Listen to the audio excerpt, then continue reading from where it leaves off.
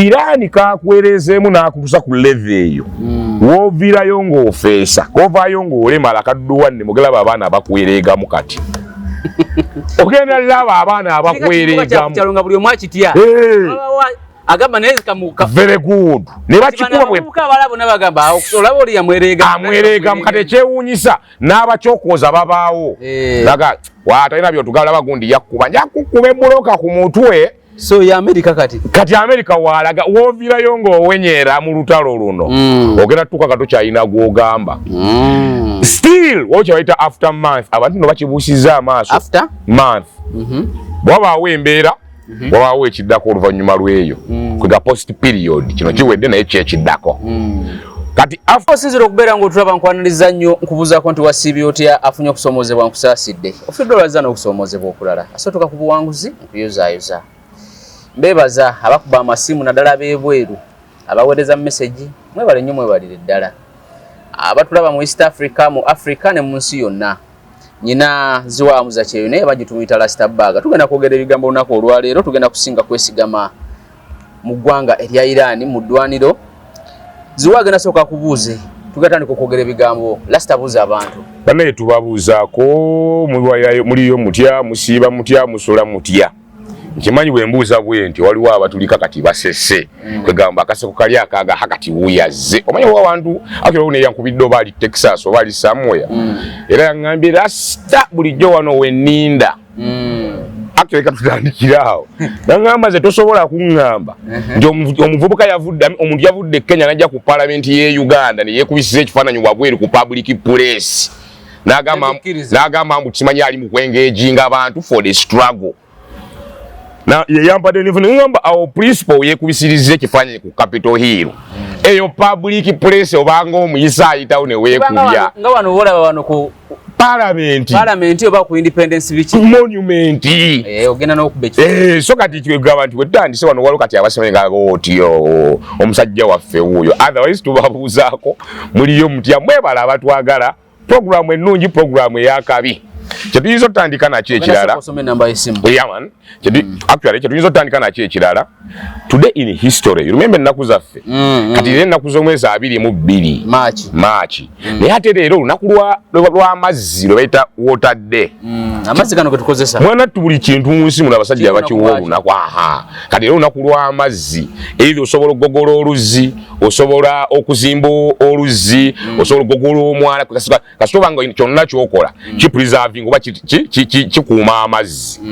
naye jjo yenga 21 tugayira era 22 naye jjo nga 21 South Africa wali etteeka lye bayise erya apartheid law abantu ne beekalakasa kati jjo nga 22 poliisi nga 21 poliisi yakuba abantu n'ettankaaga mwenda beekalakasa South Africa ekifo kita Sharpeville mu mwaka ki nkaaga 1996 tuli mu biseera bya apartheid olwo era jjo President waitanga Jimmy Carter wa America lwa boycotting kye bayitanga Summer Olympics zali mu Moscow eyo ko gachirege ojugira embiranyi ya Soviet Union na America era myaka gya mwaka gwa 1998 Jimmy Carter bwa boycotting ensonga za Summer Olympics muki mu Moscow eba Russia lwaki tubirese tikatandikire mu kwejjukanya today in history lunakulwa amazzi naye ate jo waliwo ebyaliwo in history kiza jo babadde balina bajjukire South Africa ne Russia babadde bajjukire lunaku Olympics America lwe yaboycottinga ogenda mu Olympics ezaaliyo ze bayita Summer Olympics in Moscow otherwise tuongera obabuuzaako Rasbag ku 0703 511 589 yaman kale tugaze mu ddwaniro olutalo ne kakati lukyayinde olwatandika ngenda kuzomwezi 28 omwezi gwa February omwaka guno nga America yegasse wamu n'eggwanga lya Israeli balonkinga ebyokulwanyisa eri eggwanga lya Iran otukidde olunaku olwaleero ng'ebiriwo bingi Trump olunaku olw'eggulo ng'ayita ku mukutu gwe ogwa online ogwetibwa Truth Social yawandiise obubaka nga bugamba if Iran doesn't fully open without threat the Strait of Hormuz within 48 hours from this exact point in time, the United States of America will hit and obliterate their various power plants, starting with the biggest one. First, thank you for your attention to this matter. President Donald J. Trump agamba singa Iran teggulewo akagolomolo ka Strait of Hormuz America munakwana musawa na munana America egenda kukuba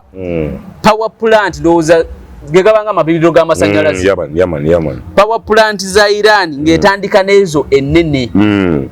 sawa na munana zinatera okugwako Trump ziyawadde Iran njala ntandika n'ekibuuzo akagolomolako Trump kayogerako ka mugaso ki eri America lwaki America eketaaga nnyo very good obuzize ekibuuzo ekirungi okusoka nga bw'osomye statement eyo gijje ku mukutu oguyisa otya Truth Social gwani gwa Trump naye ebigambo bya Trump kati yo Iran yayogedde ki eyo tujja biraba naye nga nayo yalita yeetize yayogedde ebyayo kyakubiri bingi byogerwa America yogedde bingi neetiisa okukola byonna neekolako byekoze ne Trump ne Iran neekola byekoze so kati ffe ekyo katulinda America kyezizza kyegenda okuzzaako kuba yo omusajja akulaga akagolomolo yakakutteko ne tujja ku kibuuzo ky'obuuza lwaki America etunuulira nnyo akagolomolo kano kati essaawa zino ebintu bye tulina okutunuulira ffe ebimu twayogera ntugamba waliwo anoonya okuva mu lutalo n'ensonga lwaki waliwo abaazannya kwega bagamba akati ffe katuluveemu kwega tactical withdraw kati ntuga waliwo yazannya technical way out omuchina n'omurussia kati essaawa zino n'ogamba neŋŋamba biki bye tulina atutunuya kati ebiri mu lutalo luno nga concept ziyinza okuba ziri ssatu esooka ke kagolomolo ako nga bw'okaleese Strait of Hormuz ako ekyokubiri gye bayita pressure at home pressure waka mu America ne Israeli waliwo pressure kati ojjawuya counter terrorism ogimanyi director wa counter terrorism wamudde mu America Joe Kent oyo jjukira simu na byabufuzi oyo abamu na byabikesi akulira ekitongole ekikesi ekirwanyisa obutujju mu America yalekulidde obukategedde kitegeeze yali badde nga director wa city wane Uganda counter terrorism kitugamba nti yo pressure eriyo wakatugirowoozaako ne Israeli ojiwe bye twatandika simanya ate kati wa AI simanyi kati kibuga Tel Aviv bakwata ngo inaka video kokwata ate bakwatirawo bataddewo amateeka eyo nayo pressure tugitunuulire in the manner that pressure yewaka yerimu gye twaga nti waliwo kye bayita diversion mu Epstein files ojjukira nti ekyo kyakuyituka ekisooka badde Strait of Hormuz ekyokubiri ye pressure at home mu America ne Israeli kati ekyokusatu ffe tujja kiyita the rest of the world minus America ensi yonna nga tekuli America ensi yonna kati yeyimiridde etya nti bw'otuya Bulaaya kati Bulaaya ebala ki nga tekyali ku America bw'otunuulira Middle East eri ku ki then tuye Far East gye tuyita Asia ne bannaawo ab'omukago bali ku ki then Africa eri oba otegedde ebibuuzo ebisatu oba concepts essatu omanyi waliwo twakola programu nina omwe yali agwendaga wawula baaba ate mususe mba mutuwa ne summary mu nkome kweganga kiraga kitegeeza nti n'ebintu bino waliwo abatuulaawo n'anootinga so kati concepts zino essatu zezigenda tulaga ze zino tulaga olutalo luyimiridde lutya akagolomolo kano pressure eri ku balumbaganyi bano wajjukira Iran si eyalumba bwe baalumba n'ekyokusatu tugamba nti ensi eyinza yimirire toba ensi kati eyimiridde etya nga tekyalowooza ku America so ne tuddayo era ku kibuuzo nga bugani lwaki America akagolomolo ekaagala lwaki ekeetaaga one oba the general answer is tugenda kuddayo ku maapu yaffe eri tugyekkaanye eri mapu yaffe gye wampeereza bwe tukwata maapu yaffe ne tugyekkanya ng'era bwe twakugamba nti ekitundu kye bayita ekya Middle East mulimu amawanga naye jjukira galina enzikiriza ne kaliki ez'enjawulo kati jjukira Iran weeri mu location yaayo wagguluggulu kwegamba mu geographical location bwe tuba tukola kye tuyita strategically located mu kye tuyita omanyiza walowooza bayita campus direction direction gye bayita north east mu campus direction north east ebeera wakati wa north ne east kati Iran ekavalinga north east and eastern part of Middle East oba otegedde kati ogwo ogutundu gwekavalinga ate waggulu waayo mukweganga odda ate muyali badde nga west yaayo ebugwanjuba waayo yewali Iraq kati wansi wa Iran ng'ate sikiro okiyibiriza odda wansi mu bawarabu bano abalala ba Bahrain UAE we wali amazzi ago Kati amazzi ago nga bwe twagamba nti ebiseera ebikadde Iran Empire, Persian Empire yafugako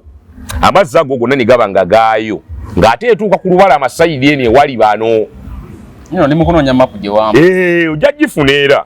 ng'etuuka mu maaso wano ku lubalama bano gye bali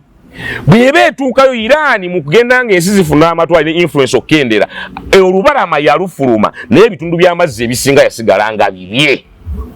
Iran. Kati bw'otunuulira ku geographical location ya map gye bayita international global map y'ensi yonna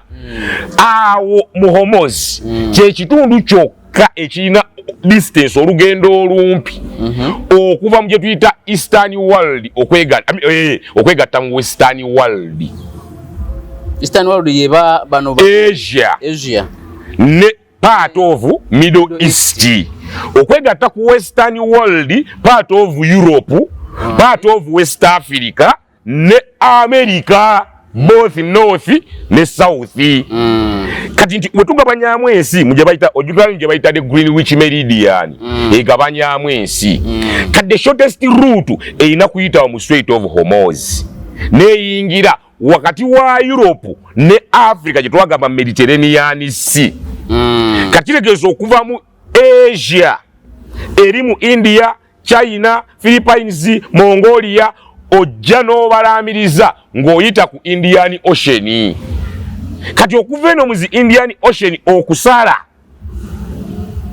oyina yita mu Strait of Hormuz. Bw'oba toyisa mu Strait of Hormuz oyina kujja wansi n'oyita gye twagamba bagiyita Gulf of Eden. Ate efugibwa Obuyemeni. Kati America yo kyonna kiri nti bweba twakuba Ayatollah Ali Khamenei afe gavumenti eyiike ne bigaana then tuyina mukutulako ebyo bye tumwetaagako ne tuddayo ku kibuzo lwaki America eyagala akagolomolo kuba kagatta obuvanjuba n'ebugwanjuba otwogera ku global world munsi global map y'ensi yonna tyokuva ebuvanjuba okudda ebugwanjuba the shortest route yeeyo. Ebiseera ebikadde gye bayitanga shortest route to India ogijjukira bavanga eno mu Europe ne bakkirira ne bayita ku coast of West Africa ne bajja paka wansi mu South Africa bajjugira mu Cape Town ku Cape ne beetoola ne bajja bakkirira ne badda ate mu East Africa ne balyoka bagenda mu Asia. Kakati balina kujja ate ne bakibirizaawo mu Hormuz ne bayingiraawo supply neyingira everywhere we baagala kizeba basibawo baddayo wansi mu South Africa kwetooloola nga balina bye baagala okutambuza. Kati America egawe aba government yagwa mu Tehran tuwambe kana akatundu nga bwe twayogera ku Panama nti bwe babanga Abakolombia bagaanyi ne sente zitubawa baziganye tuwambe kana akafo ne batandika abantu bawo nti kalimu ku bantu olwo tuleke ekitundu abane beekalakasa ne bateekawo bajja tulwanyise simanyi demokrasi abakuuma ddembe bazze kulwanira ddembe ly'abuntu okakana nga bataddewo ensi Panama ne bagiwa n'obuyinza gavumenti gye bateekawo ne bawa akatundu ako ne bazimba Panama kanaalo. Kakiza gavumenti ya Tehran bwe bateyagudde katugenda gijjako ka Strait of Hormuz kuba twetaaga ebyamaguzi okuyita wano ng'oggyeko ebyamaguzi okuyamba America naye n'ebyetunda ebyamaguzi byayo in trade byetunda bali ababigulira babiyisa ababigula ababitwala basuubula byegula kweganga oggyeko noga nti tuyisa wani world babiyisa kati ate jjukira obutale bw'ensi yonna America eyagala bwefuga jjukira China bwe balwana na China mu byebufuzi kati kana akagolomolo olw'okuba shortest route America egamba okufiirwa gavumenti y'Iran bwegaana kati kampambe kana akakutu kuba lwaki tugambye guno omukutu is the shortest route okuva mu east okudda mu western world. That's why America efiirawo eyagalawo nga tugambye bwe yalwana okugatta interest zaayo mu Atlantic ne mu Pacific Ocean ya butola bubutozi wali mu Panama oba ekoze etya oba etya yo yawambawo neteekawo Panama kanaalo yaira waayo okugatta interest za Pacific ne Atlantic kanegawa n'okugatta interest za Western world ne Eastern world by the Western influence bali yuka bali balinamu ekizibu kimu tayagala ate nsasulanku ojula byampankuwe fetwakulya bya bo tebabyagala bo banyunyunsi bo baagala bajje bakitwale butwazi kumpaka bati bakitudde kumpaka bakuwe lusuluujo bakuwe katini oje bali bakwata munanga gwa matayi musimanya gobye AD eddagala na ulinde South Africa yabigobala mafosa Zambia yabigobye ninga abasajja bano balina kye batagava bakugamba tugenda kuwa aid owa HIV kaga HIV AIDS buyambi naye gwe tuwe data akwatagana ku balwaddebo ekyo kiri reasonable kwogenda yamba kyomanyi otuwene access ku byobugagga by'eggwanga ng'ekyo tebakigamba abantu owa Zambia abagambye bannaye muve wano oba tegedde logic so kati ndibano tebagala nkolagana kale bwe mba nkuwa ssente mpaayo kino nedda bo baagala kukunyigiriza kati kyovola bagamba nti ne waali badde okutula tusasule Iran waffe nga ng'e nannyini kkubo tebaagala genda mu dealing genda mu sayini gavumenti eri wali tuwe wano bw'ogaa tumukube ku mpaka tutwalewo so tudde kagolomolo kali y'ensonga gye tuliko nti kana kagolomolo era Amerika egala katwala kati ku mpaka the shortest route from the eastern world to the western world ebyamaguzi okutambula kati America juke tugawe tuganji yawamba international market when ayina amafuta twayogera ku byamafuta it belongs to local fera atula mu America gold belongs to Rothschild buli kimu kati atembo bakimanyi balina okuguza mu abalala kati bakimanya we wango yita kati Iran yegamba if so ku bibiri mukolake akwe bintu bisatu byeyagala one mwesonywa interest zange zene nesonywa abantu wani muyitawo mirembe if not so muyitawo on my terms and conditions kubukwakulizo obwange if not so mutule ku meza nga onogamba akola aweebwa nannyini asasula musasule byenjagala if not terms and conditions then sasula nga onogamba okuyisa ono tanka ya mafuta ya sente bweziti pemmi lwaki oyagala ekyange okidikiyalinge mu international waters obotegedde bwogako ka international ki naye ekikakulangisiza ekyo lwansonga gweoyagala byabuki byabwerere suka tunawagambira nidda sebo if not so nsasula bw'oba tonkumweka nokwafu kwange togenda kukalangirira mu mazzi gansi yonna bw'oba tonsasudde oyitawo on my terms and condition toyitawo kino toyisaawo kino tokola kino tonkola kino oba otegedde logic bwe kiba kigaanyi musaaga programu y'olwaleero tugenda omanyi Iran nyine ebibuuzo bingi ku Iran kubanga wiiki weekwatidde tubadde n'ensonga mpitirivu eza Iran so akagolomola kati kyetutegeddeko nti America kati keyagala short okuyisamu ebyamaguzi byegula oba byenyaga wonna nebyetunda nga bali ababigula nga babiyisa okugatta Eastern ne world Trump agamba musawa na munana so Trump ne government ya America basobola okukozesa amaanyi okusesebbula Iran ne yesonywa akagolomola ako okusinzira ku gwe okusinzira ku nze basobola okukozesa amaanyi ne bakuba Iran naye tebasobola katwala nabo tebasobola katwala kubaka ne luno olutalo bali mbalulangirira nga balaga lwa saate ne tugenza okumaliriza nti mu ghetto saate cheza kyambwangu mbwangu ghetto kitegeeza saate leka gamba boy saate boy tulagane ka saate boy saate cheza ka onjigiriza bingi banaye kati kitegeeza luno olutalo basajja bo baatandika bakimanyi lwa just saate nga tuyitamu ne lutabuka nene nga lwaki concentration ate bagiziza kagolomolo nti kyebalowooza mu kusoka sura ayatollah government yegwe kyagaana kati interest eri wano kuba baba kusuula eri government bali badde eddako ebawaawo buwi kati eri yaganye okugwa eno ye interest okategeddako because of bye tuogedde ye shortest route America yeyagala okwefuga obutali wano kimanyi yeyagalawo kati ate yo lyagamba nontonule nno kagolomolo newe katereera gwe nkuyinako interest gwe kati ng'omuntu gw'Omumerika nkuyinamu interest bw'otava wano sitereera omuyemu Irani bwagamba abagamba mmwe okuba n'emirembe mu America ave mu Middle East naye nga n'Amerika egamba nange siva mu Middle East kyekiri kye twagamba nti evaayo ete naye nga tefiiriddwa interest zaayo kati tandisa onnoonya interest zaayo ziri kagolomolo so katwe musonyiwe eri mu Teherani musonyiwe tudde ku kagolomolo kana kuba luli babadde n'okusika omuguwa ab'e Teherani n'Abamerika nga n'ayatollah mulamu naye ate nga bakakozesa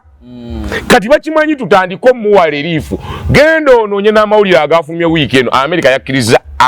amafuta agamu ku ga Iran sinsobi aga Iran okutundibwa agabadde ku float sigambye ga Russia sigambye ga China sigambye ga Venezuela ngambye aga Iran Amerika nekkiriza amafuta agamu aga Iran agali ku ngago juke osajja bayina ebimeeri aba Iran bonna abatunda amafuta kwe ga international bibeera bifloatinga ndi South Africa twetaaga kikumba bukumbi ekigenda ekitwala kati agamu agasa akabaddeko ku waters ezenjawulo jukira agamu gali ku mazzi ate America geta inaako buyinza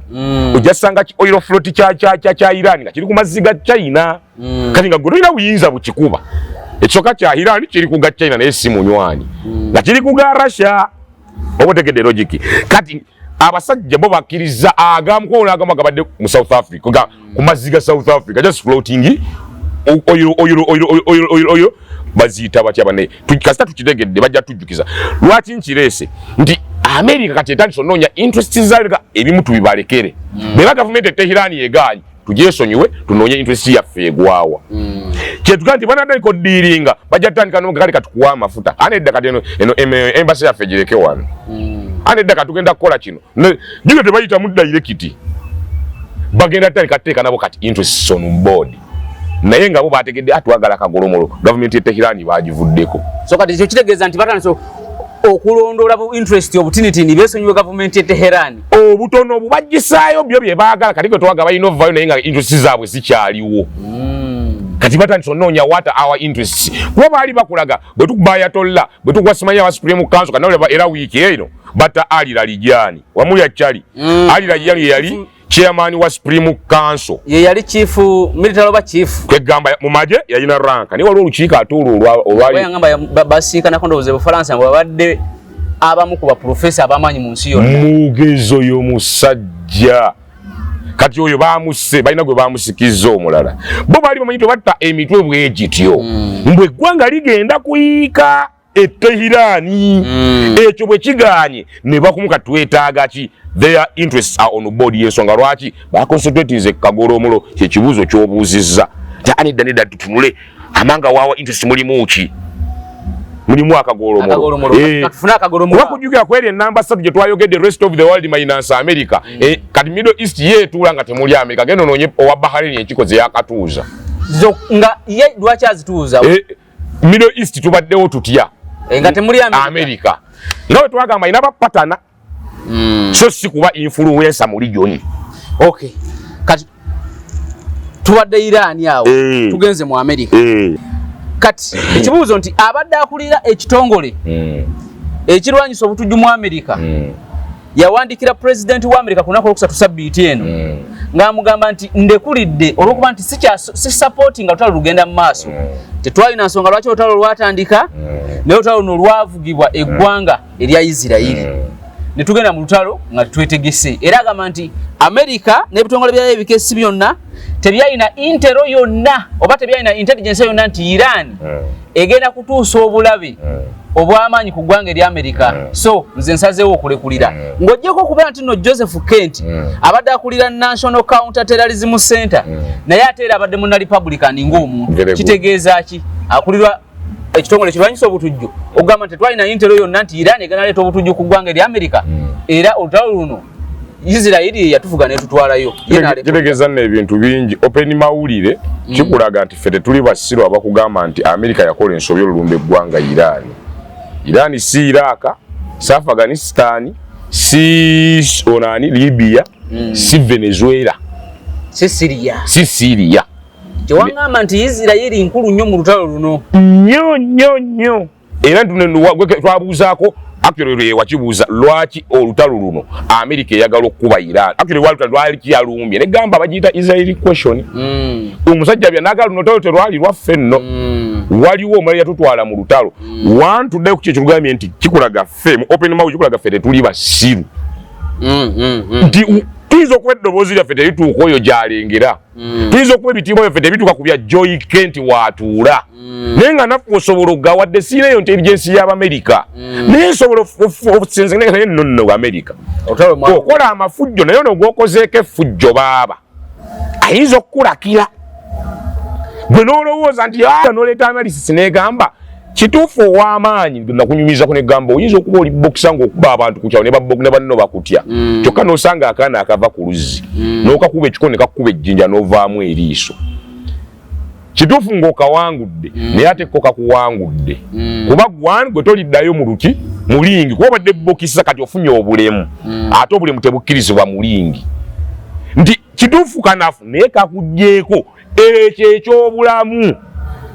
kyekikulaga ono omusajja kyagati twagenda mu lutalo nga tetusena kubala nti omusajja agenda kukosa Amerika ngensi ne tuddayo kugwawo za gabaga oyogera otya oyo Irani bwera kikulu kaka Irani kayinza kukola kino nga kale muzeeyi kati ono kyakulaga tuyinza okuba omusajja tugenda mukuba naye atuggyemu amaaso kati twako interview yajijja wabanga akulira ekitongole abadde ekitongole ekirwanyisa abatujju yaga nti twalina interview nacho kutira negaleta obutujju ku ggwanga lya Amerika. Kati awo tugenda mu underground wali tubadde mu open mawulire kati tugenda mu underground mawulire ntugamba nti buli ajja mu Amerika tojja na mutwegwo gwolumala okuyinga kaka olumala okuba campaign inolayira oluyingira White House omutwegwo gusigala wali wabweru oluyingira White House yasajja bakuteekako omutwe omulala. Oyo Obama ina ya confess kana gaba muwako script yo kwogera yagaze sayogera ko script ngaze njiwandiise nona ku yagalo gano okujogera Obama yagamba olunaku lwe nagana ngenda okwetula bwe ngabangamba abaana bange batutemu emergency rooms mukyala wange afunye obuziba mututemu emergency hospital nagana kwolo lwentegeera nti ne mu White House muri mu rooms ze simanya abantu ze batategeera nga nakonti je ziri mu White House nga omukulembeze wategeera yali kimanya kwolo lwategeera era nakimanya nti ye tayingirangako mu White House awo ngo Obama yayingira mu White House ng'omukozi w'abantu ate batamanyi ye yali amanyi Obama ayingidde mu White House kulwabana abamulonze ne yayingirayo ng'omuntu ye gwatamanyi ne bakolya nga tabamanyi kikiri kye tugete yayingira mu White House awo nga ayina mutwegwe otuli mu underground mawulire yensonga lwaki omusajja asobola okutuuka ku Obama ajagamba ngenda kugala Guantanamo Bay n'amala ebisanje binava nga tagikutte nako ono Trump najja nga agiwa amaanyi essaawa zino twagamba ku bya Ukraine essaawa zino ali mu Isirairi omanyi intero gy'obuuza si ya favor of America ya favor of ziri family ezikulembera ensi nina omusajja wange yankubira mu America nangamba Rasta nagamba gaga tesobola naweereza mu message eno base zinga nagamba ebintu baawulire abantu baawulire ebigambo ebisatu baawulire Judaism Zionism ne Israelites ozaawule nti Abayisirayiri gye bali abantu munnange eggwanga nga onoga eggwanga n'abantu abo abaali badde naye eggwanga erikola ate nga onoga the main people of the ggwanga lya Isirayiri they are the Jews Abayudaaya naye waliwo akagulupu akawamba akeyita ba Zionists kati abo bakibbo bebo bapapa lukuta fauza sinika Zionists bebakulembera si bebakulembera Amerika bebakulembera batekawo Isirayiri bebafuga papa bebakulembera wakabaka bwa Bungereza kati bo batulawa ensi yaabwe main hotel yaabwe bagita Bilderberg hotel ensi yaabwe tano kati bebanyiga amapensa nti lero tulumba Irani wategedde bebalina obuzinga bwa Epstein bebalina obuzinga bwa Epstein wakazinga nga kali ne ku map yensi tekaliko abagaga gye bagenda ne bakola wategedde bebananyini underground hotel ngeri awe hotel ya matiribona nenga bwogiyingira balina gye bakkirire eyo bebananyini arena za mwalo yatuvuma nno nga twogedde ku mupiira ojjukira omupiira gy'abazungu ayayayayaya naye waliwo yabagamba titufumpagira Chelsea naye ebintu ebyo nze mbiraba twayogera ku Rainbow Colors kati bebananyini bali gazetted everywhere bayina obuzinga bayina hoteli bayina ebintu muganda wange kati abo bebali bebananyini script bano ba Trump kwe batambulira not the Jews kuwate de iliyo Jews ne Israeli bekalakasa wakitegedde tebagala lutalo bagamba nedda febanaye sibebo the Zionists bawamba the Judaism kati Zionists nakyo kiringa kika ky'abantu oba bo betuma kanyaka abo kalinga ka cult do you know cult nga ono gamba God forbid katugereze waffe mu Buganda tituli baganda nene wajjawo kali akabinja ne kagamba ffe tuli bawawa lwansonga Buganda ebe kagamba edda nga tennafuuka Buganda yaliko ko muwawa wajiwulirako history wa Buganda ono nga tannafuuka yaliko muwawa banga yenda kamasaza asatu ndooza Busiro Kyaddondo ndowooza ne Kyaggwe gano lagagenda gajjabuzi yalina asatu ne bagenda nga bagazimba paka ku biseera ate bya Kato Kimera najja yatandika Obuganda, the founder of Buganda Kingdom. Kato Kimera yali muganda wa Swalukidi Mpuga naye lwaki nkirese nti ebise bikadde Buganda yayinako ke bayita muwawa kati oli najjayo akantu ako yena agaffe tuli abawawa nga gwe bwakikugamba ofuya nti wamma the Zionists si bano kituufu bali under Judaism what is Zion Mountain Zionism kwenga oyinga akiraba mu relation mu biblical attribute abo bakwatira ebya bimunzikiriza katuna akirira munzikiriza y'obuwangwa n'ennono mbuga naga wamma abawawa kituufu abawawaawo ate wamma be baganda abedda abatuufu wamma nno otegedde kati abawawa ne batandika onnyigiriza ate obukulembeze obuliwo naye nga babagamba abaganda kati tindako wangamba family ziri mmeka ezifuga ensi ziri 13 ezimu ku zo yeyo baba Zionist kati ate kwegalizo family ziri under the Zionists kati kabaka w'aba Zionists kubaita God for Katonda tusonyiwe gegama babaita aba Rothschild ye kabaka wabo ayo family kulembera the Zionists baita aba Rothschild ensi bagiwamba 1920 nenga kuva dabali nga mwanda ground bagita Rothschild yetwala bano simanyi baloka fera simanyi bani abo negenda ngeleta izo family endalo okutuula okuwera 13 nenga waggulu etudde bagita Rothschild ebafuga papa wategedde ebafuga bakaka Bungereza banka zensi yonna International Monetary Fund UN World simanyi Health Organization simanyi mpulya ekitongole kimu Red Cross very good simanyi Red Crescent wategedde gwe mpulyayo kimu NATO bebagiragira eno gwe mpulirayo eki World Food Program wategedde gwe ngambaayo kimbe bananyini CIA beba nanyini bino DEA beba nanyini abo bali reporting ekyo naganti president wa America asobola okubanga nafuna information nenga oli watagira mu America nenga ataji president wa America nafuna intel nenga waliwo kabaka director wa CIA gwagitwalidde nga director wa CIA asose woli nga tanabagenda wa president nga tanagenda wa president era jaji tuteri mu daka room ne basooka batuula bweba president agenda okwogera nga tebimukwata nako naga let's bomb here sajja naga tasinika amannyo oyo obedi twagambye kino kati tano abo kitegeeza president ayogera banyura kacha bwe ko kunyagamba omusajja natandise ova ku ekyabagazo abelegu ekyabagazo Obama nga sukulu gye bateekawo gyasoma kyovola bali eri anyenyo tugulu nakati yabimanyi ne bamutume era jja nakola obulimu naddayo so abasajja n'abakazi bali bebafuga ensi bebagifuga wali family eya Rothschild yetwala bano bakafula bakifula abalala omwana wa muganda wo bewasana mute bagala nnyo na byakumanyira mbu tunawuza abalala so bebatwala nga bano ba Jeffrey Epstein aba agenti baabwe kati eyo families ezabali ba Zionists sente bazina gambe bannanyinizo banze bazi printing ate nanyini IMF ataba yisi aba printing sente International Monetary Fund nagamba olwo nali ngamba bwaga sente yaffe ekudde value kyetaga nebanga dollar nebaga mulowooza bino ebintu byakumala gatuulaawo noga kati Uganda shilingi ya Uganda erinye value nebaga ekisajja kituula wali nga kimanyi value ya East Africa Uganda Kenya Tanzania Rwanda Burundi kimanyi ekisajja kirwani kyoka kirinyisaamu ku ye Sudan ekijikuba ekigwo kiriwa kimanyi ya sente gokero olinyise ye Uganda gwafuga sente genda international soko ogifulumenga Gaddafi IMF gifulume lwaki buli omwayi no sayiningayo Trump asobanga byayogera byonna ne bino byawandika ku mikutu gyenga si bibye ngebyo fose eriye mugamba kati ayinza n'okuba yasanyusiza ngenda bakola kino mu nsaawa bweziti ne bamugamba sebwawo ate nno kyewuunyisa agugaba na majirikiti genda ononye ekyatta President McKinley baleeta ekirowooza bane tugenda zimba Panama Canal n'atandika ebyo you know invading another land yafa kibwatukira Vice President we ya James Sinde sagacha ko baita Theodore Roosevelt Mayor we New York sate second Vice President afudde ya President mpambye Panama Canal ngizimbye ku mpaka Congress ebisiza tunyuse bisanja ina atema man on a mission so bebateka mu intelligence ezamanyi MI6 very good DEA FBI Mossad M16 M26 M16 M15 babwe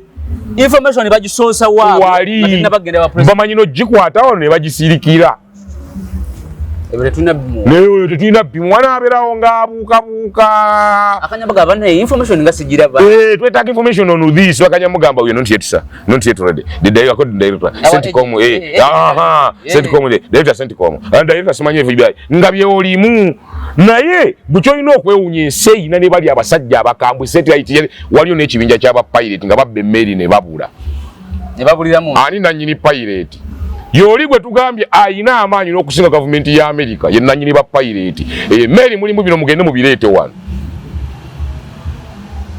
ba pirate babbye babuze pirate n'abula ku America era ne satellite n'emmeri ku mazzi bwe bafa abaana babe bagenda baddawo beezaala mu bonga bo gambye tebawasa walala nga bawasaayo ki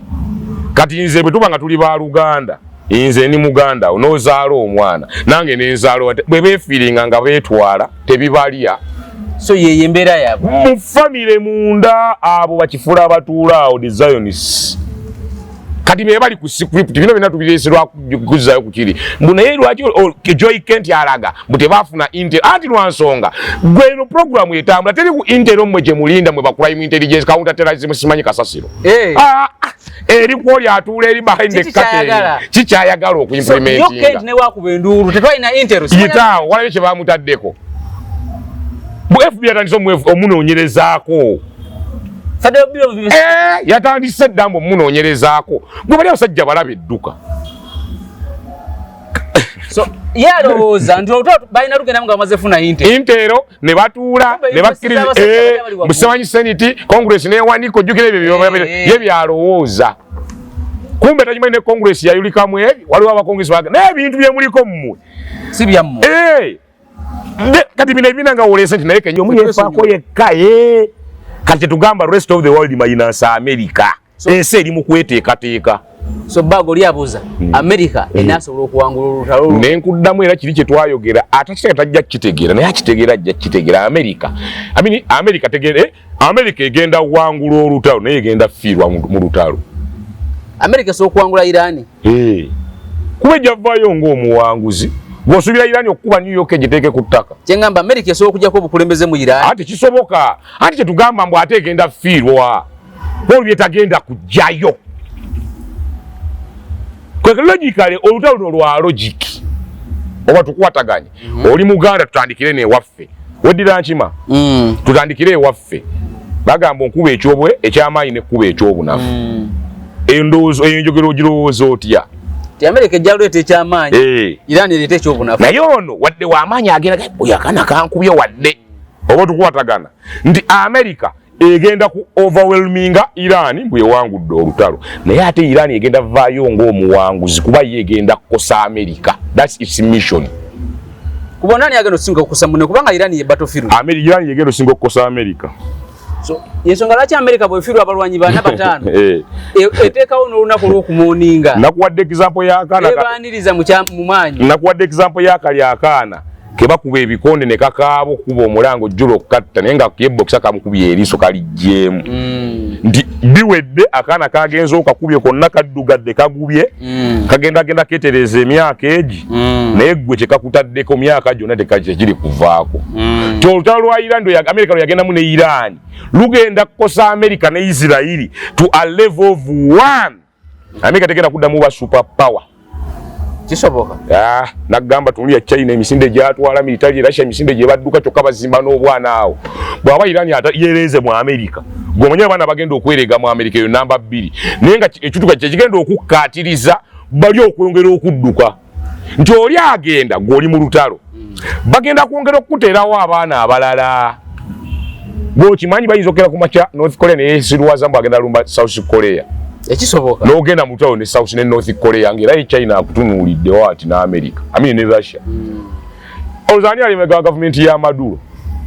ye Venezuela actually emabega w'abantu be Venezuela abatawagira America kyeyakola Russia na China bekalakasa bekyanga kweza gavumenti eyinza otutula n'eyimira musimanyi standing government buli kaseera motion no ekiri mu parliament ye Venezuela nayo kirala local government obalinga ababivaako kwega alina waaliira wooliira eggwanga lyayimirira naye ng'ani abikola nti waliwo kye twaga nti waliwo yalaba olutalo luno ye n'asooka dde emabega tactical withdraw nze kati ndi wani eno blazo ogenda tuwulira nti America wanu lugenda mukosa obwa super power luli abaleza nagenda muntu naye nga tumukubaganya nedda tasobola kuba super power nga China atamu banja trillion 2 simanya ate nedda military kali ani technology nga nedda kadola aba influence oli yaga aina petrol dollar nga mukyatambulya ku propaganda mujja kunyonyola abantu petrol dollar kye kitegeeza so logically petrol dollar nga petrol bamugula mu dollar byewagala okugamba dunia ze sibitegera na bitegeera so kichengezaako leta nti one notolugenda ku affectinga America economically and militarily ku level yo kwa superpower kwabadde atambulira Israel tefiirwa mu lutalo yo oyo kana titumwogerako mu luno olutalo si mu bubi kuba Israel yekka nga onoga yekka Israel tasobola Iran ngeta musobola kati ono omwana bwe tuba tuwogera Israel tayogera oyo Israel kuolaba singera America tebamuyamba kweta sobola wamba bitundu bya Syria Israeli kana koli kebatu magendo mukubengolo ageza kwateko neka kuoga kana gwe ogola tata wakalu wali kana gwe bani no sirika nenge ebyaddo kibe tata wakona abakatoka nakana nyizo kukuba ebinnyo kati Israeli talina kyagamba Irani Israeli talina kyagamba Irani yadde America olaba byatabuse kana Israeli yasinze okuba victim wakigenderedde kwa America ne Israeli yasinze ate okuba victim yayingira ebinya badirector be baliwa betubuza aba Mossad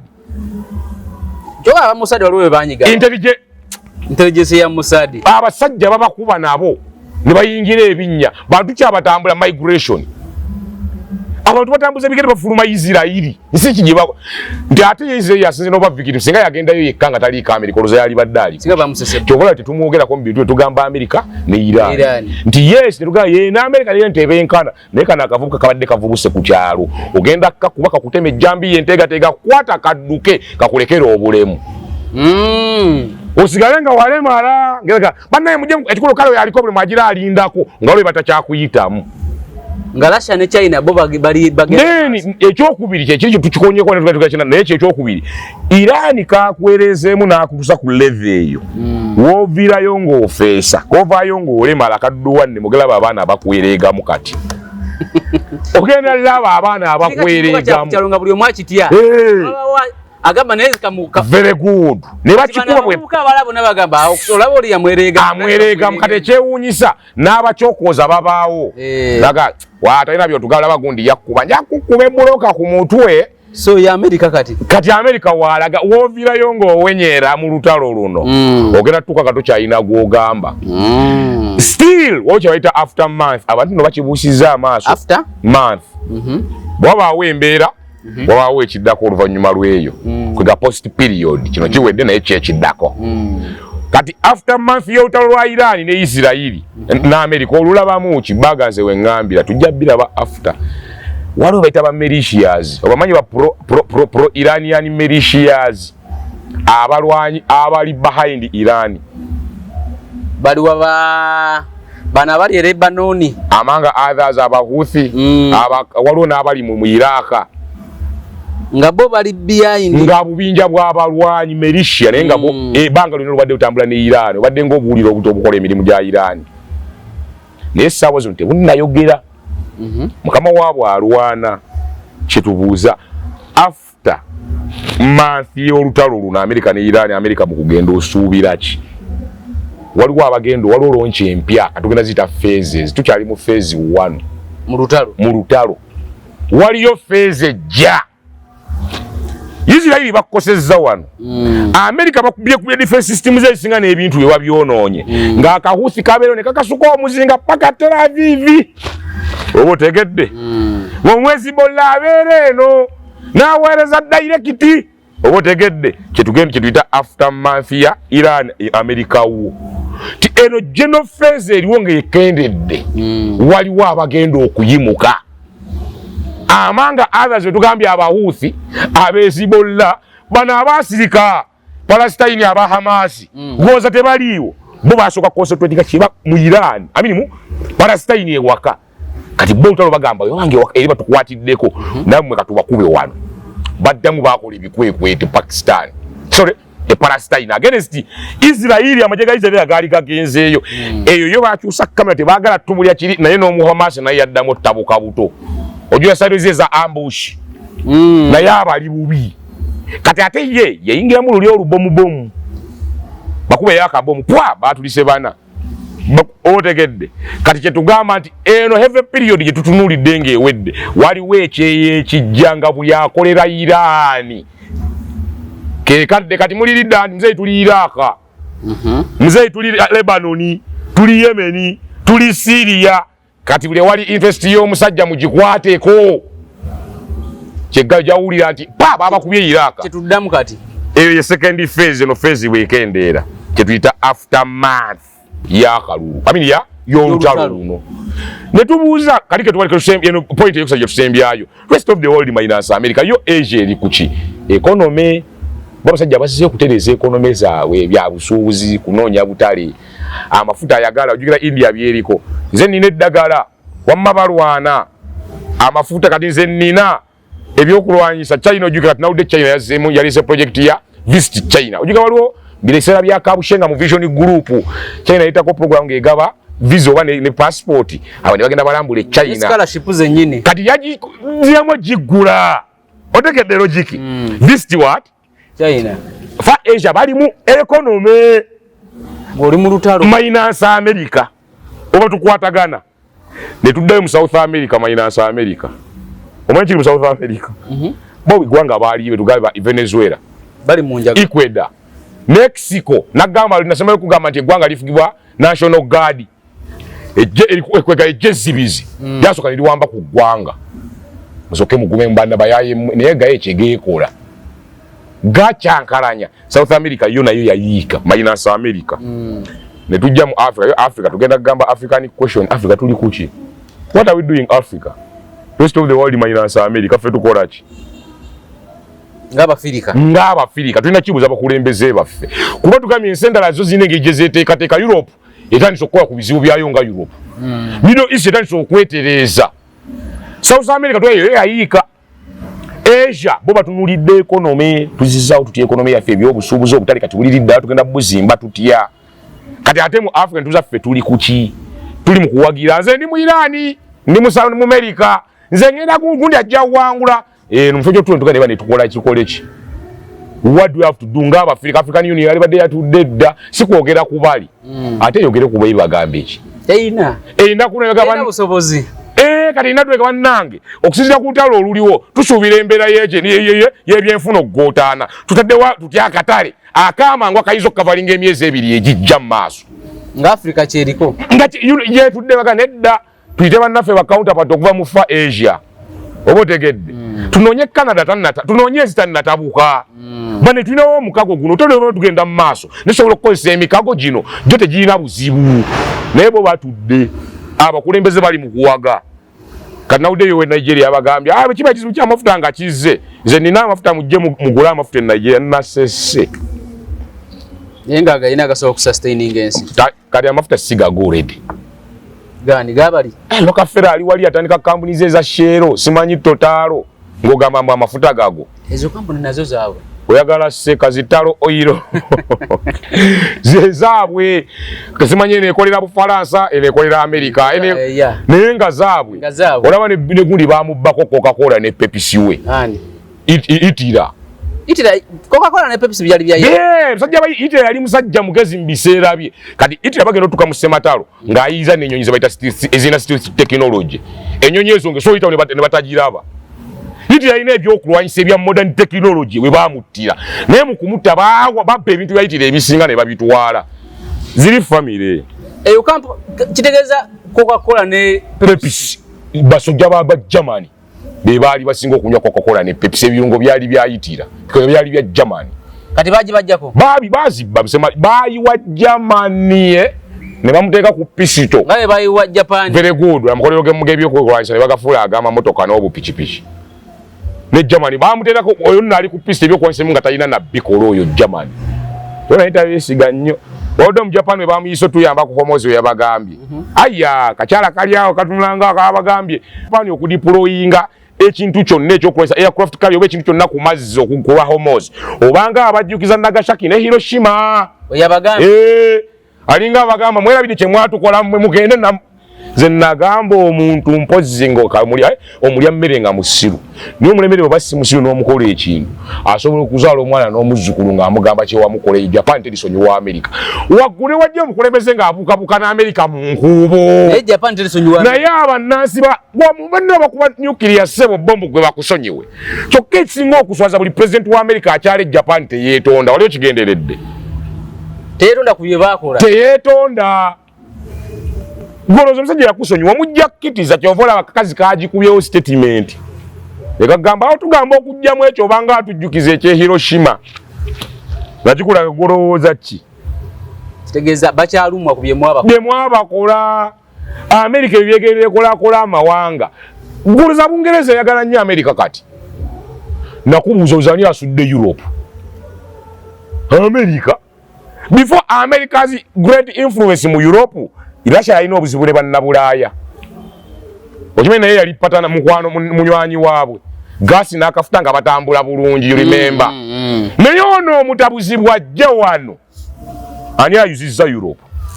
musajja n'abajjako gasi n'amafuta n'abacyankalanya economy n'aziyuza n'abaawulamu omanyi okuwawula amawanga owahangali nagaawo naye wakuyuza European Union mwe mumanyi neze siwagira lutabalo lwe Ukraine Russia owenaganze nange kati mbivuddemu mwana opondaga nedda wammanzi njagala kwegatta ku NATO tukubeka n'akarasha mukakube n'atuuka n'okwawula Europe naye nga si ye nti yekkooza kuba yalinga nammwe ng'oli omutabuzi tannajja kati ensi kye tuzze ku ki kye tusembezaayo rest of the world minus America ensi zaatandise kutuula kwerowoozaako African Union weeyaawe tuli kuki East African Community tuli kuki ate no bano bali ba community kale bakomesa ne Africa yonna abasajja bano bavudde mabega nga beeyagaliza bokka yisha twagogera dda musajja omuzungu ye talina kyayiza kwagaliza rest of the world teri kyemwaga kyakwagaliza ki what ye alina okufuna America's interests first kwa yali noticinga dda nti bayitira baani babulabe nnyo kati eriyo Stanley family kyegamba 1920 nga bamaze owamba ensi omanyi bafaayo kye basooka okukola omusajja taata yali omu n'afuna abaana be baali bataano bana bawamba ensi n'asindika mu economy ezaali zisinga okuba ez'amaanyi ebiseera ebyo kwaliko Austria kwaliko Bufalansa kwaliko America kwaliko oba yali ani endala bannaye tujja kujjuke naye zaali ebiseera ebyo zaali ez'amaanyi toza ne Germany yali ekyaliko ne basooka baziwamba naye nga target kuwamba economy z'amawanga bafale bamala okuwamba ensi ezo ne batandika nga be bategerera ensi mu byenfuna by'obusuubuzi kwega economy z'amawanga nga bazikutte ate ensinga okuba ennene ne batandika okukozesa ezo economy ennene to manipulate the rest of the countries abo basajja be basuula amawanga ne bazimba amalala bali yiwa ne bazimbe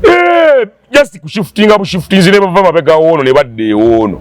be basuula Europe nga bazimbye America eno be bazimbye na America teyaliiwo nonta nti lwe kyajja mu interest yaabwe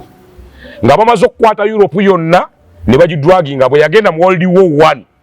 ne baconcentratinga ku America kuba baali bagizimbye emabega nga bakosagali agayege twayogerako agajjanga gagizimba kati bo ne shiftinga ne badda mu gye twayogerako bagita New Babylon na America ne batandika okujuza ate Europe kati balina ozimbayo ekipya ate bayuze ekirala bayuze kati naye bagamba nti bagala malawo NATO amino bagala malawo Russia kyokka bakimanyi America okugesa stairinga zino ensi za Europe tezina kuba n'amaanyi kuba America ye New Babylon Russia teri mu interest zaabwe Russia ye fear oyo ye bamutya kuva dda ngakyali Soviet Union ngaakyali nga tebannaba na kwefula bakabejja kuba ate ye Russia bye yabigoba nezo Rothschild family zalimu okuwamba Russia paka na kati bo abalashe nagamba tebalwanyisa Zelensky tebakuba Keir Starmer tebali ku Trump na kugamba ko Putin yayogerako statement ngegamba nti ye yavuyewunya talina president wa America gwawa kitiibwa n'ogwo oluvannyuma lw'okukitegeera nti buli mukulembeze wa America abeera n'obusajja obw'amasuuti wano n'amataaya abalina obulina obubulifu keesi bwe buba ne script ze boogera so kata kyamala budde bwabwe it's a mere shake of hands and taking it nga kiwedde talina nsonga yekkaanya Bill Clinton ng'akyali 2000 yasinga kwekkaanya George Bush bw'agenda n'atunuulira Obama. Tano ku Obama kwe yakoma. Ate ekisanja ekyasooka n'amanya bano. Kuba ate ye ne mu Obama yamuyinamu interest nga ono akasajja kale kakagezi kano okusinziira ku kayinza otutambuze naye yakizula wali ebyaba tebiriiko obugezi okuva olwo n'abeesonyiwa. So kati Putin talwanyisa bano kuba ye yakugamba dda bano tebalina mulamwa naye waliwo ezo script ezo eziri awo akuba bannannyini zaabo bakwatako. So generally waliyo abatudde eri be bakola bino byonna gwe Joy Kent ne bona obuukabuuka. Ojamaliza tugenze mu komera. Very good. Era n'ogezo yassama by'otalina kwogera ojjassibwa. Oba si ekyo zinga emikono ogenda otuula osigaze Dark Operation. Basi omutekate mu Dark Operation. Why not? Obadde director wa crime wa counter terrorism okimanyi na data ez'oyina. Ne mwalagira operation eno. Tugirewo gundi. Just minor. Naye teweerabira bw'ogaana tujjajjira. Olwedda bonna babalina. Eliminating gundi ne gundi. N'okubira abasajja bo gwoli wa counter oyina agasajja go wali director. Ng'okubira agasajja go waliwo omulimu. Bali be bannannyini bakola bya ssente abakutumye. Agaga agent agabeera nga gakola covert operation nga kiri ekitongole kirufu yalekulira naye nga bamuyina ku listi yaabwe akalimu kawe gundi. Nga akakoze tali mulai nga basajja ne bananoonyereza tebala mukozi wa Amerika yenna naye nga ate yakakoze ali mu system ya Amerika era nga bano bamuyina ngera bamuyina. So generally kyonna kyekiri ensonga ssatu zituli abantu bonna zibalina otunuulira akagolomolaako interest yaako lwaki bakalemeddeko. Pressure eri ku basajja bano okuva ewa Canada kwayo Irani yabimanyiira. Irani babookya n'olaba abantu benyini bakaaba baziika kwega ye kulaga ekiri ewaayo simulimuda bamusise tugenda muzi ne bakulaga nga baziika kati ate yo mu Amerika twakibuzaako ne bakuba enkambi n'oleeta basooja bataano abalala baliwa ate ne bakaba nyamaze yabateka olunaku bamoni. Very good. Ne bakuba simanye enkambi namba no claiming ati balina gwe batiddemu ti ye ina biyeta n'okutya kati lwafe tulye pressure eri mu bantu abo more especially Israel nani na America. Then n'ekyokusatu ne tugamba tutunule ekyo tuyise rest of the world minus America. Kakati baga ensonga ya copyright ensonga ya Bobi Wine n'ensonga ya zero tulina okwogerako leero ekisinkana lwakubiri tujazikwata ko olwokubiri leero katuleke ensonga ya Iran etambuleuka kituufu. So genda sibula abantu tujja kudamu twogera ebigambo abannange ekisinga obukulu nga bwe tugambye waliwo omugoberezi waffe owa Samale era ensonga ezi atunye industry ya Hormuz atunye pressure eri mu America pressure eri ku zino ensi ebbiri then atunye rest of the world minus America. Mwebale tugoberera tubaagala nnyo ngera otera okwogera actually abasiramu bakulikeyo mu kisiibo idi yaabwe anedda idi yabadde yabageto teyabadde yaba amawulire tosobola wakana awo kyolina okwerabi okujjukira Kampala tugatta mboza obuzibu bwadde bumu nti yadera okutana nga sirya nnyama mu kisiibo ate ne yakapango bana yali mugezigezi kwatiddera n'abampisa abalala sasobodde kugenda ne otherwise abasiramu mwebale kusiiba n'ekisiibo mwebale n'abakyasiiba bannaffe aba Bayibuli Katonda yongera otu blessing nga ate bwe tuyagaliza Easter y'akabi mwebale nnyo mwana tugoberera mwenna abali kwega mu diaspora abatufollowing blessings all over mwebale kubaayo lwitwanoonya MK katunoonya State House controller ayina entuumu ya ssente yani Jenny Baleche si nacho bayavayo waliyo Jenny Baleche yabeera nazo nga bazifuirako Madam Jenny Baleche tukunoonyako naawe otherwise ono omukyalo omulala yani atali akola biringa ebyannamyalo yani oyo namulabi ajati Amina naye nakulabayo Amina naliyo naye muna ebintu ebyo sibitegeera kati ye ayina office bagiyita State House Local Content Unit kati namyalo yayina Office of the National Chairman. Kakati ono ajati Amina naliyo yeimu yeriki mobilization esigenda mwogera kubanze kwe naliyo nze ngaze personal nze ngaza musole tusesso bakuyita naye I was disappointed but omuntu yampita someone invited me aomu ku bo nentuuka yaate omulala ku bo lawyer nangamba ndi mu kifo kikyamu ngagamba atya mobilizer nampita nangamba jangu wali ne program nengenda lawyer ne mubuza nga program eri wanu wali registration and nanga oyiso kwa nangamba ndi mu kifo kikyamu nzo mmanyi ninga zamini sininganga mulalu nkunumbira wera nakunumbya mutwe gwange so logically office eyo je nesigena jogera kuba kyekole kituufu ate n'abantu bennasangayo zenna baga almost kiringa kyekimu nasangayo just bamobilize bebamu abe NRM abakola ku secretariat abali ewajati Namyalo abakolera General Damulane Emma Kutesa mu ghetto structure bonna abantu abakola mu sectors ze NRM ate abasinga ne bannamawulire abasingira ababadde bakola era wano lwaki tusembyayo kano tusaba omuntu mu NRM akubeyo meeting nga y'abantu ba NRM abatali bakulembeze mu NRM otegedde ajikubanga mukulembeze ye nga ye mukulembeze kati ngezo office agenjagala abantu mu NRM nga si bakulembeze ba NRM si babisinde bimyaka 5 kudda waggulu mu NRM tulaba abantu abanajja kuba we mwayita ne kwolwo abantu bennalaba era naddamu nenkwata kuteninga maama temugenda nno lwana mmwe kati okutwala ogenda ani Saabakunzi wa NRM no mchala nani ali our mother elder lady ono we wakiso ayogera bulungi ennyo Senninde n'Abakunzi siyo wekitebe kati ate ne ONC ajati Namyalo kati ne ajati ono ajati amina office of the local content office aba ina sente nyingi bali muzirwanyisa ze dance ndowooza enkola y'emirimu yekyali nnyo tegeera abantu bano mulimu gwe bakuwa omulimu olina kukola mulimu ki babo emirimu ne baba describing emirimu obuvunanyizibwa bwabwe kubanze nali manyi ne office kati olabanga eya local kati olabanga ONC ze nali manyi ONC office nayo egenda kunga abantu bonna abagambye nti bo banyigidde NRM then mugende mu office of the national chairman kati eno loko ko nali manyi yegeno nonya bana abantu betugambye ba other people mu NRM nga toli mu structure ya NRM yonna tugina nengo oliwe NRM nengendo labata abali mu structure z'ekitebe ate nga bebayise ne wali bebali wa ONC era obimanyi bibaamu maneze ne ntema so tunonya mamyani jeni baleche tunonyako set house control abo nabona yaba wako andi set house controller njagala oyo muwe wamana ffe tusongere kale nene batusongere tekina busi neda atweyo ka appointment na serious note walo concept tulina okwongera mu kutusako munange je bane twakyogera konti kiseba abantu abatwedo sembezo oyote abamba kugalire yagala kugamba kiri kitya kati